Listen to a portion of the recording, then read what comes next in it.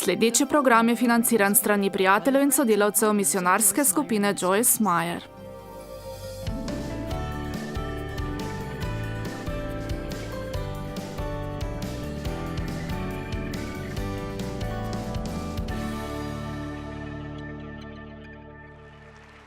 Nekaj besedil je v Svetem pismu, ki jih že poznamo. Rimljanom 8:31, če je Bog na naši strani, kdo more biti zoper nas? Če je Bog na moji strani, koga bi se bal? Veste, ko navedem ta citat, vsi ploskajo. Ja, o tem zelo radi pojemo. Vendar ali lahko malo premišljujemo o tem?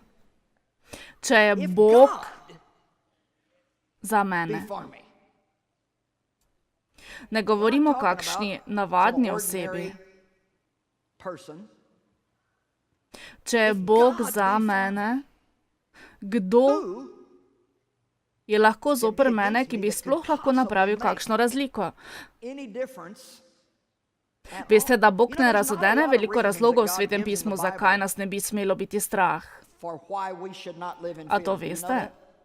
Vi tam ne morete najti 20 razlogov, zakaj nas ni treba biti strah. V osnovi je samo eden. Ne boj se, ker sem jaz s teboj. To je to. Ne boj se, ker sem jaz s teboj. Jaz sem s teboj, ljubim te. Samo to.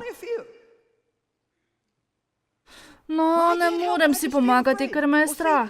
Vidite, to je stvar, ki jo morate razumeti. Lahko čutite bojazen in se ne odzivate zaradi strahu. Ali to razumete? Če to lahko razumete, vam bo to spremenilo vaše življenje. Lahko sicer čutite strah, vendar niste prestrašeni.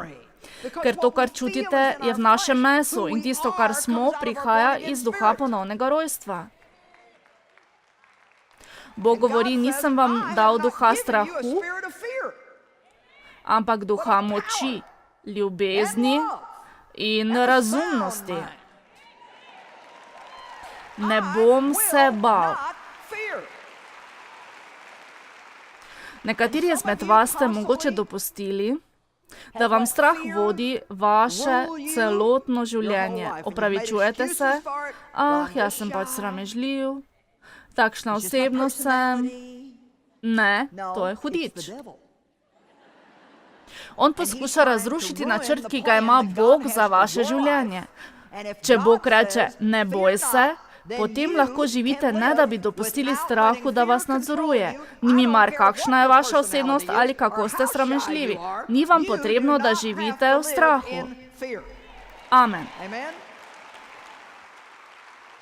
Ni vas potrebno biti strah pred ničemer in nikomer. Psalm 118:6. Gospod je na moji strani, ne bom se bal. Če je Bog z mano, kdo bo zoper mene? Če se zavedate, da vas Bog ljubi, lahko živite življenje, ki je brez strahov. Pravzaprav si skorajda upam reči, da dokler imate ne samo prepričanje o tem, ampak resnično razodetje o Božji ljubezni, vas strah ne bo prizadel v vašem življenju.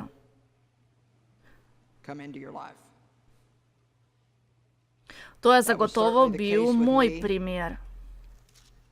Neverjetno je, kako pogosto uporabljamo besedo ljubezen v cerkvi in je skoraj patetično, da tako veliko govorimo o ljubezni in kako malo o tem vemo ali to izpolnjujemo. Pravzaprav sta besedi krščanstvo in ljubezen povezani. Veste, če samo pogledate v slovar, če pogledate v grški slovar, je prav ljubezen tista, ki bi jo morali kristjani izpolnjevati. To je to. Ljubezen. Da ljubite Boga, ker vas je On najprej ljubil, sprejemate njegovo ljubezen, sebe imate radi na primeren način in ljubite druge. To delamo. Ljubimo. To bi moralo biti najpomembnejša tema našega življenja. Ne bi se smeli zavzemati, da je vse po našem ali da dobimo vse, kar želimo. Ljubezen bi morala biti osnova našega življenja. 1. Janezovo pismo 4:16 vrstica. Lahko rečem, da mi je življenje spremenilo le peščica citatov iz Svetega pisma. Rada imam celotno Sveto pismo, vendar so nekateri citati, ki jih lahko izberem in zanje rečem, da so mi zares spremenili življenje. Ta citat je eden izmed njih. Božjo ljubezen razumemo, spoznavamo, se je zavedamo z opazovanjem in z izkustvom. Veliko besed je v tem citatu, vendar želim vztrajati pri tem. Bog jo neguje za nas in vanjo trdno verujemo, ter smo odvisni od nje. Kaj nam v tem sporoča? On pravi, da moramo Božjo ljubezen izkusiti na lastni koži, da jo lahko zares spoznamo. Tudi apostol Pavel je govoril o tem v pismu Efežanom 3. poglavje. On pravi, da bi spoznali višino, globino, dolžino in širino ljubezni, ki jo ima Bog za vas, in da bi jo tudi vi sami lahko izkusili. On je rekel, to moramo izkusiti. Pravi, to ljubezen moramo spoznati z izkustvom in opazovanjem. Sedaj bi vas rada spodbudila, da bi si vzeli svoje zapiske. Sveto pismo pravi o knjigi, ki jo hrani Bog, in mislim, da jo bi tudi mi morali imeti. Knjigo, kjer si zapisujemo pomembne stvari, ki jih Bog stori za nas. Kajti zelo pogosto mislimo na to, česar Bog ni storil za nas. Povem vam, da v tej dvorani ni nobenega, ki bi se mu Bog v njegovem življenju ne izkazal. In mogoče veliko tega spregledate, ker to ostane nezavedno. On pravi, moramo se zavedati Božje ljubezni. To sem se naučila z leti. Čudovite stvari so v našem življenju, kot je to jutro. Pomaga mi bolj, kot znam izreči. Veste, da je moj mož David zelo prijazen človek in mi pogosto laska. Daje mi komplimente. Vsak dan. To jutro je pristopil k meni, me objel in rekel, to jutro je tvoje pričevanje bilo na televiziji. Hočem ti samo povedati, kako zelo sem ponosen na te. Včas mi je, da sem poročen s teboj in zelo te ljubim.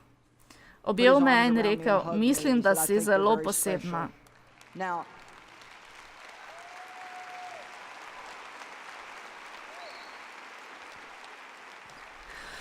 Čudovito je bilo, da je Bog to storil zame. Čudovito je, da je David to storil. Vem tudi, da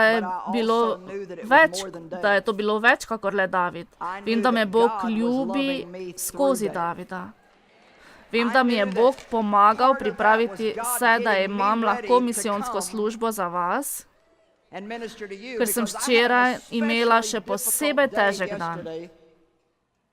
Opravljala sem neko delo, ki je bilo zelo težko. Zelo težko je bilo. Bog hoče, da začnete biti dovolj pozorni na njegovo ljubezen do vas. Za vsako najmanjšo stvar, ki se zdi še posebej nepomembna stvar, ki jo on stori za vas. Če mi Bog najde dober prostor za parkiranje avtomobila, se mu zahvalim. Tako se naučite imeti domač in oseben odnos z Bogom. Pozorni ste na to, kako Bog deluje v vašem življenju. Ko greste v trgovino in niste niti vedeli, da lahko dobite nekaj blaga na kupon in poskušate nekaj kupiti, prodajalec pa vam reče, a imate kupon iz časopisa? Ne, saj nisem niti vedela, da je kupon. Trgovec pa potegne kupon izpod pulta in vam da blago z 20% popustom. Bog vas ljubi. Vem, da bo svet rekel, to je samo slučajno. Vendar jaz tega ne verjamem. Verjamem, da vas Bog ljubi. Koliko izmed vas misli, da bi morali biti bolj pozorni, kaj Bog dela, kot pa tisto, česar ne dela? Amen. Ljudje hočejo vedeti, da jih Bog ljubi. 18. vrstica pravi, da popolna ljubezen odžene strah. Strah je namreč povezan s trpljenjem. Vendar, ko se zavedate Božje ljubezni, ki vas ljubi celotno, popolno in brezpogojno, da, rekla sem, njegova ljubezen je popolna, celostna, izbrana in brezpogojna in to pravim prav vam. To pravim vsem vam, ki gledate to po televiziji. Bog ima vsakega rad, Bog ljubi vas in to morate vzeti osebno. Kaj to pomeni? To pomeni, da je Bog z vami in On je za vas. On ima pripravljen dober načrt za vaše življenje in vam ni potrebno živeti v strahu. Ni vas potrebno biti strah svoje preteklosti ali bodočnosti, ni vas potrebno biti strah zaradi samote ali pomankanja. Strah povzroči trpljenje. In Bog nas ni poklical za to, da bi nas kdo mučil. Znova poglejmo 16. vrstico, ker mislim, da jo boste lahko nekoliko lažje razumeli. Božjo ljubezen, da razumemo in spoznavamo, se zavedamo. Vidite, ne bodite nezavedni glede Božje ljubezni. Zavedajte se je ves dan. O Bog, hvala ti, da me v tej situaciji ljubiš. Hvala ti, Bog, za tvojo naklonjenost. Hvala ti. Vsako pohvalo, ki jo dobite, se morate za njo zahvaliti Bogu. Vsak posamezen čas, ki ga nekdo deli z vami ali vam naredi poklon, bi se morali zahvaliti Bogu. Hvala ti, Bog, za vsako najmanjšo stvar, ki bolj, ko boste hvaležni, bolj bo lahko Bog deloval. Če se pritožujete glede nečesa, kar vam je Bog že dal, zakaj bi vam dal še nekaj drugega, da bi se še bolj pritoževali? Jaz pa sem mislila, da bo to odložil tam. Povem vam, da imam zelo rada Božjo besedo in kako osvobaja ljudi. Veste, da so tukaj ljudje, ki so samo slišali, da jih Bog ljubi, in to jim je spremenilo življenje.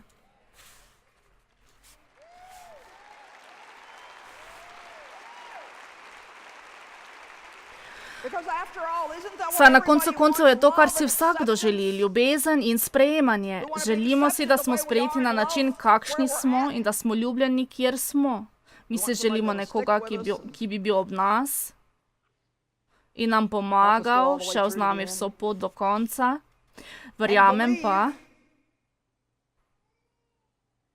da smo Božjo ljubezen razumeli, spoznali, se zavedamo z opazovanjem in z izkustvom, Bog jo neguje za nas in vanjo trdno verujemo, ter smo odvisni od nje. Bog je ljubezen. Ni nekaj, kar bi lahko dal ali odvzel. On to je. On, ki prebiva in ostaja v ljubezni, prebiva in ostaja v Bogu in Bog prebiva in ostaja v njem. Za trenutek se posvetimo 12. vrstici. To je drug svetopisemski citat, ki mi je zelo, zelo spremenil življenje. Veste, mi vsi smo radi v Božji prisotnosti. Radi imamo to čutenje, ta občutek, da smo v Božji prisotnosti. Prebrala sem mnogo knjig o Božji prisotnosti, prebivanja v Božji prisotnosti. Včasih lahko postanemo malo preveč duhovni in smo kot... In imamo tako, ali ga čutiš, ali je on tukaj? Neko jutro mi je prišlo na misel in to me je odrešilo. Noben človek ni nikoli videl Boga. Vendar, če ljubimo drug drugega, Bog prebiva med nami. Kje je torej Bog? Bog je v ljubezni, kajti On je ljubezen. Ljubezen se začne z Bogom. Ni ljubezni, ni resnične ljubezni brez Boga. Lahko je sicer kak romantičen, lepljiv občutek, vendar to ni resnična ljubezen. Bog je ljubezen. Bog nas ljubi, se želi, da bi se imeli radi in želi, da ljubimo njega in drug drugega. Sveto pismo uči, da bi se morali naučiti živeti, prebivati in ostati v njegovi ljubezni. Zavedam se, da to ni nekaj, kar bi po normalni poti imeli za glavno snov. Bilo bi presenetljivo, če bi se vsak dan vstali in rekli, hvala ti, Bog, da me ljubiš, jaz ljubim tebe in ljubim sebe. Ne govorim o sebičnosti, zagledanosti vase, govorim o tem, da imate radi svojo podobo, kdo ste, kako vas je Bog ustvaril. Če zares vemo, da nas Bog ljubi brezpogojno, bi se stvari tako spremenile. Skrbi bi kar odšle, ne bi imeli več stresa, strahu in negotovosti. Toliko stvari se reši, S tem, da se zavedamo Božje ljubezni. Predstavljamo si za trenutek Jezusovega apostola Janeza. Ta učenec je imel čudovito navado. Absolutno neverjetno. Seveda je Janez napisal tudi evangelij. V njem je 5-krat navedel, Janez je sam sebi rekel, da je on učenec, ki ga je Jezus ljubil. Zdi se mi, da je ta izjava, takšen občutek imam, da je to šlo v nos drugim apostolom, ker je tudi drugim rekel. Jaz sem učenec, ki ga Jezus ljubi. Pogledali bomo Začnimo z odlomkom Janez 13:23. Povem vam, tukaj je sporočilo za nas. Jutri zjutraj se boste postavili pred ogledalo in rekli, Bog me ljubi. Videli boste, kaj to stori za vaš dan. Namesto, da bi se zbudili in mislili in ponavljali v mislih stvari s hudičem, o napačnih stvarih vašega življenja, kako niste dobri, da ste gnili, da imate krivdo in obsodbo, dajte no. Recite, Bog me ima rad, jaz sem pravičnost Boga po Jezusu Kristusu, Bog ima dober načrt za moje življenje in pričakujem, da se mi bo danes nekaj dobrega zgodilo.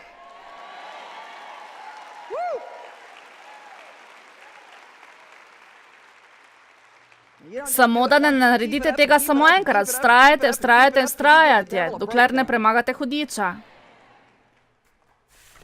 Vi bi morali biti takšne vrste kristjan, da ko zjutraj stopite na tla, bi vsi demoni se morali splaziti nazaj svoje brloge in kričati, zopet je po konci.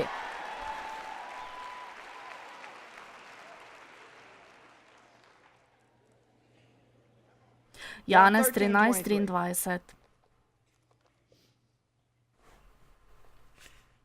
Mislim in zares verjamem, da je v tem čudovit poduk.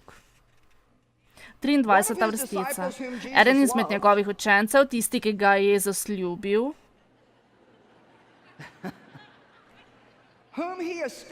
spoštoval je in ga je zelo cenil. Janez pa je napisal knjigo. V evangeliju govori o samem sebi. On je ležal na Jezusovih prsih. Veste, Janez se je samo ponašal. Jaz vem, da me Jezus ljubi.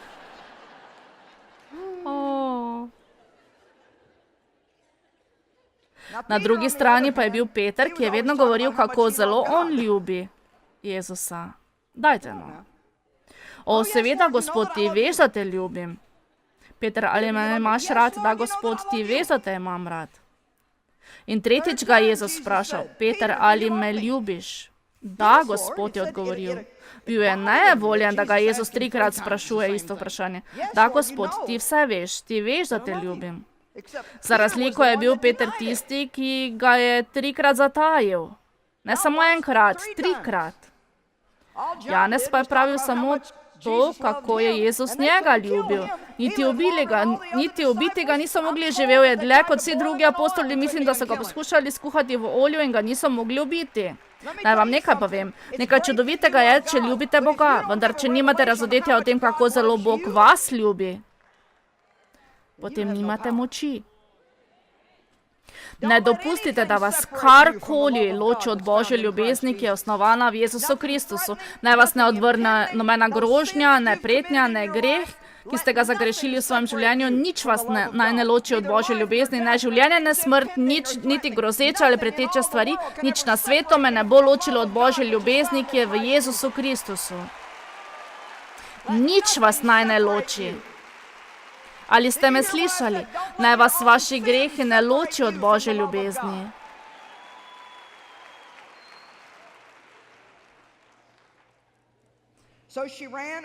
Janez 22. Tedaj je stekla in prišla k Simonu Petru in k drugemu učencu, ki ga je Jezus ljubil, ter jima rekla, Gospoda so vzeli iz groba in ne vem, kam so ga položili. Janez 21:7.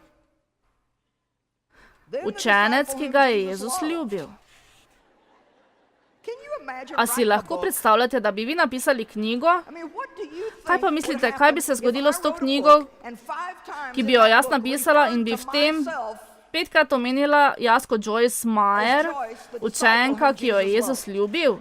Mislim, pisali bi o meni v vseh krščanskih časopisih, ki sploh obstajajo, da sem preponosna, fanatična in blazna ženska.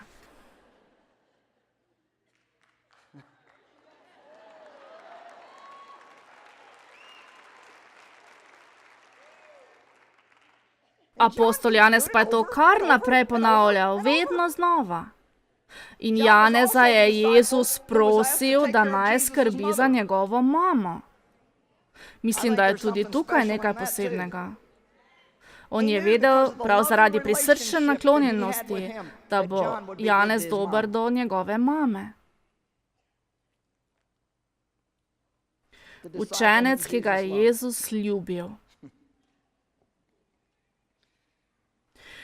Tisti učenec, ki ga je Jezus ljubil, je rekel Petru, Gospod je.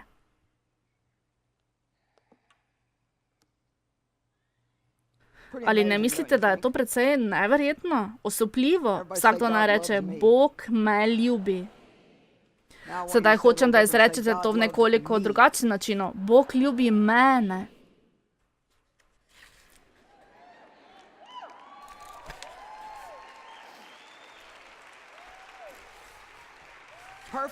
Izvrstna ljubezen prežene strah. Bog je ljubezen, on ima dober načrt za tvoje življenje, ni vam potrebno živeti v strahu. Če je Bog za mene, kdo bi mogel biti zoper mene? Če je Bog na moji strani, se ne bom bal.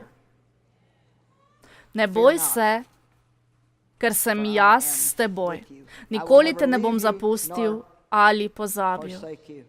Z vami bom vedno do konca sveta.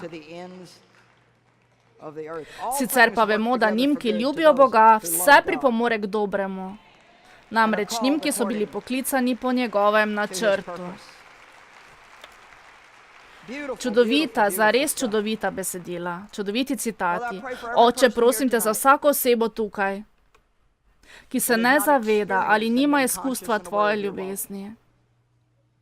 Nočem, da bi ta moj govor bil samo neko sporočilo.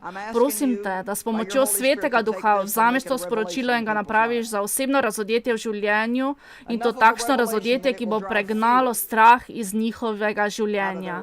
Naj bo to začetek, osnova za ljudi, da jim ni potrebno živeti v strahu.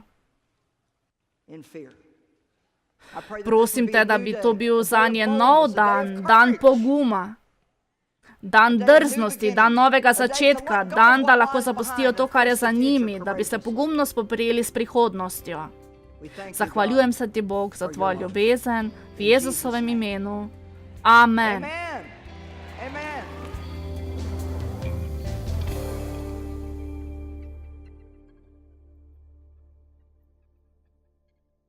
Predvajana oddaja je bila plačana s strani prijateljev in sodelavcev misionarske skupine Joyce Meyer.